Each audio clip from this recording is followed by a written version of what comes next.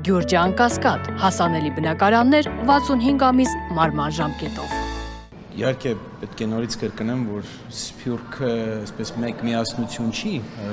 բայց կարծեմ ձեր հարցի մեջ դա արդեն գիտակցված էր։ Գիտեք, Սփյուռքում կան տարբեր խմբեր, տարբեր անհատներ, խոսքը գնում է ի վերջո միլիոնավոր մարդկանց մասին, հազարավոր կազմակերպությունների մասին, ամեն տեսակի մոտեցում էլ կա։ Կան մոտեցումներ, որոնք անվերապահորեն համաձայն են վարչապետի արտահայտած մտքերի հետ, կան կազմակերպություններ, որոնք տարակուսանք ունեն։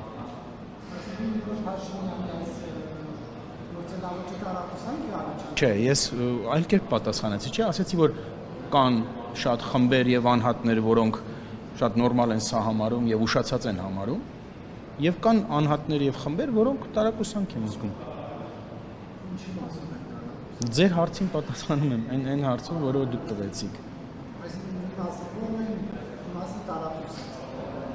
Այո, կան եւ կողմ եւ դեմ մարդիկ։ Այդ իբրահիմովիչը չեք պատասխանում, որ այսպիսով եկեղեցին հարված է։ Անկեղծ ոչ, չեմ կարծում։ Իմ կարծիքով նախ հիշենք, որ եկեղեցին դա ժողովուրդն է, եկեղեցին այն անձինք են, որոնք ձևավորում են, այն ժողովուրդն է, որը ձևավորում է եկեղեցին, այսինքն եկեղեցին ինչ-որ շինություն չէ, եկեղեցին ինչ-որ հիերարխիկ վերնախավը չէ, եկեղեցին ժողովուրդն է։ Հետևաբար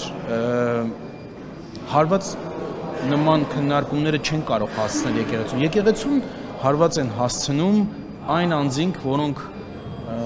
գտնվելով այդ հիերարխիայում վարկաբեկում են եկեղեցուն եւ վարկաբեկում են եւ արհամարում են հենց եկեղեցու ներքին կանոնակարգերը։ Բայց հիմա խնդրահարույց չէ վարչապետի հարյուրախառ գրառումները, եթե խնդիրը առկա է, դրանց պետք է տալ լուծում, ոչ հրապարակային հարյուրախառը, ոչ մեղադրակների, օրինակ կենարկցերով խնդիրը այդտեղ է, օրինակ դուք երբ որ կարտացիք Նիկոլ Փաշինյանի գրառումը Սրբազանի, X Սրբազանի նրա քերակրթերով վերաբերել, ձեզ մոտ բան չկա, չառաջացա։ Վարչապետը ինքն է արտահայտվել այդպես, նա արդեն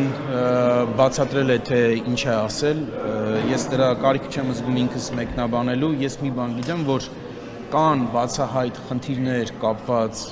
եկեղեցական վերնախավի հետ, որոնք ակնառու են ոչ միայն Հայաստանի ժողովրդին, դա պարզ է,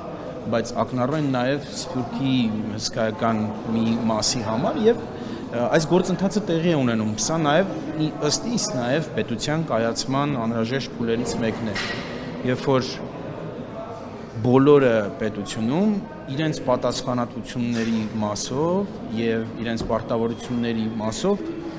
հաշվետվություն պետք է տան հայ ժողովրդին։